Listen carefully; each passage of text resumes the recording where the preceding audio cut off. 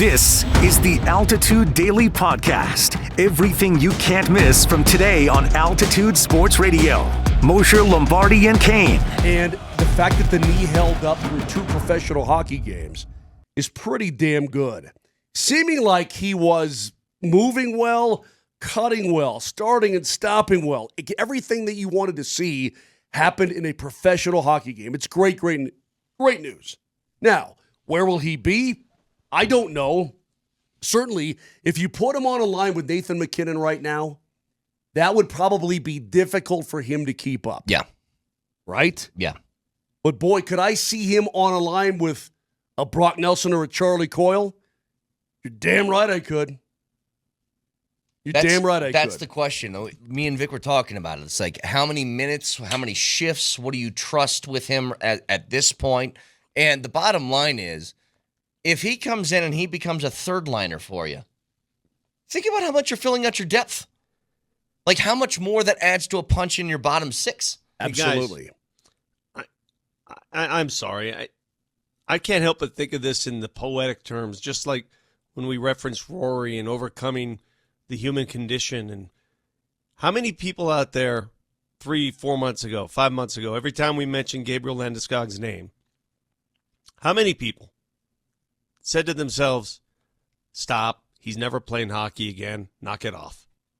How many of you? Raise your hands. Everybody driving, pull over and get out of your car and raise your hand. Right now. I want everybody collectively. Everybody had doubt. We all did. Do you remember McFarland? Hang on. But this is the beauty. This is the beauty. This is what makes sports more special than anything. It is human redemption in real time. All of the texts we got in September, October, stop it with the Landeskog, he's never going to play again. Yeah. Stop it. Vic, we got those as much as a month ago. Yeah, we kept getting those from people just so resolute in that thought. And, you couldn't help but have that creep into your mindset as well. And the fact that he was out there, he's already won. That's how I look at it. He's already won. The Altitude Daily. The morning sprint. Adelman might be the most intriguing head coach in the playoffs right now. He's the most inexperienced head coach in NBA history to go into a postseason run.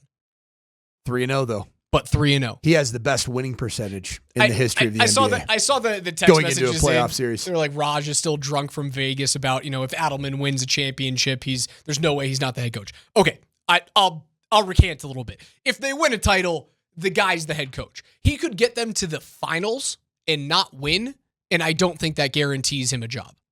I'd agree with that. Because what has much of this conversation that Josh has been having over the last week, what has it been centered on? A few things. The biggest one is this quote of one vision.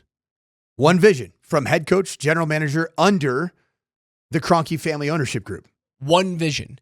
And he also has stated multiple times, winning masks a lot of things. And I don't believe that he would allow, even though it's a postseason run, I don't think that Josh at this point would allow a successful postseason run that does not end in a championship to cloud that singular vision.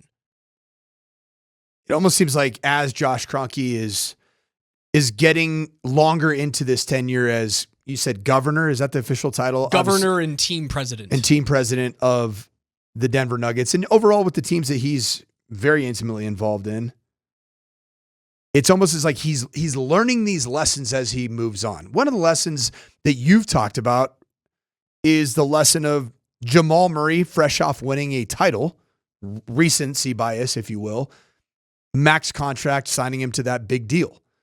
So is that an example of winning, masking what might have been the reality of what Jamal Murray is going to be for this club going forward, which then begs the question, does the winning of this postseason also not get masked because Josh Kroenke has learned his lesson? Right.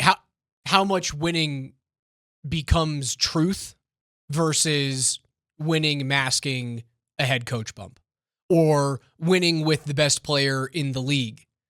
It's a really interesting cliff that they're walking up to right now. Is if they get to a West Final, is that still masking issues? If they get to an NBA Final and then lose in 5 games or something, is that still masking issues, or have they fixed the issue? Have they found the right guy to lead this team? The Altitude Daily. Columbus, Hastings, and DMAC. Guys, what was the biggest moment in Denver sports from Friday up until Josh Kroenke spoke? Rank them. And just Denver sports, because for me, nothing beats the Masters, man. Nothing beats that, even with Gabe's return and everything that was going on. But I got to say the return of Gabe Landeskog. Nuggets been on a heater here, and that's been fun.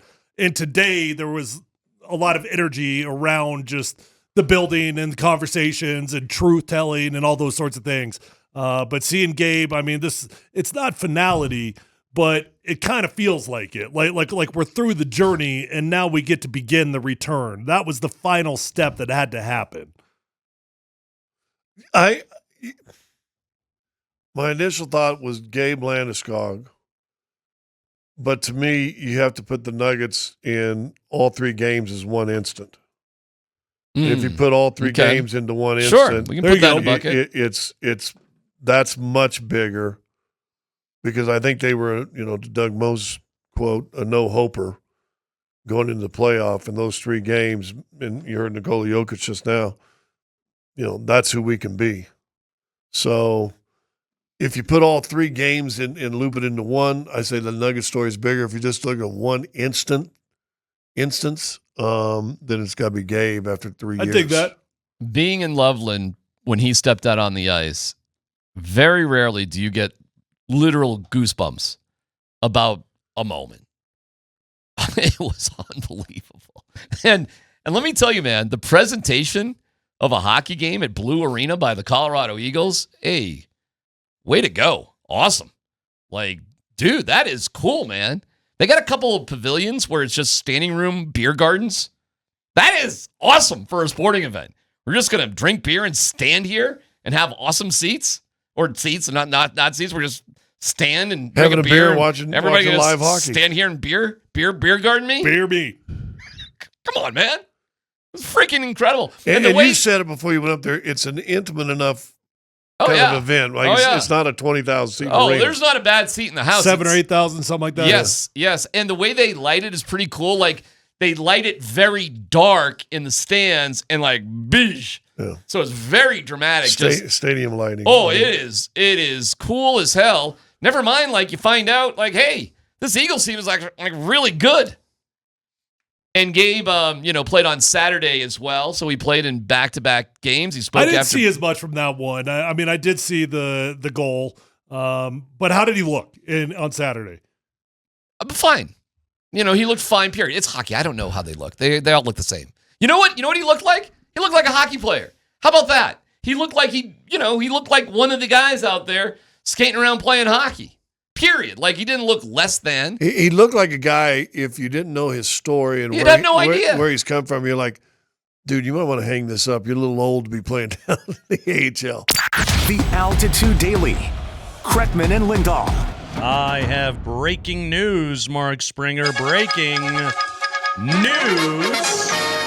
Coming across just 3 minutes ago. This is from @RockiesClubInfo on Twitter. The Colorado Rockies announced the following moves today. They have selected the contract of catcher Braxton Fulford from AAA Albuquerque. Fulford. They transferred right-handed pitcher Jeff Criswell to the 60-day IL. And here you go, Andy. They have placed outfielder Kris Bryant on the 10-day IL retroactive to April 13th. He is going to the IL with lumbar degenerative disc disease. Oh! He's got a backache. Disease. He's getting old, and the old back hurts, and it's degenerating. It's a disease. We need a full season of KB. No, you don't. Wow. Lumbar degenerative disc disease. But what does this mean? Can't get out of the contract, so okay. When are you going to just DFA him? Yeah, just I mean, it's not helping. Just eat it. You're eating the money anyway. Yeah, he's not helping. Judging by the attendance from the first homestand, he's not packing the seats for you. Nah, no, just eat it.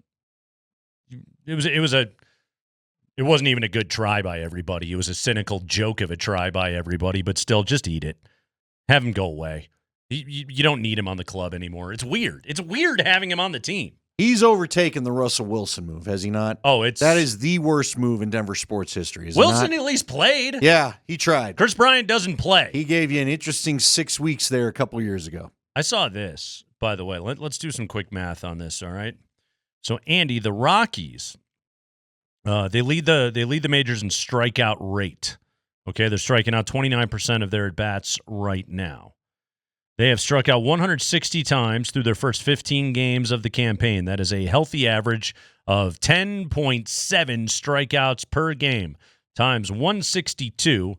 Puts the Rockies on pace to strike out 1,728 times this season. The Minnesota Twins of 2 years ago hold the major league record for most strikeouts in a single season, 1,654. So the Rockies are on pace to obliterate that record by 74 strikeouts this season. Did you ever think you'd long for the days of Jake Cave? You've been listening to The Altitude Daily. Catch us live weekdays on 92.5 FM, the Altitude Sports Radio app, twitch.tv/AltitudeSR, youtube.com @Altitude Sports Radio, and your favorite smart speaker. Say Altitude Sports Radio.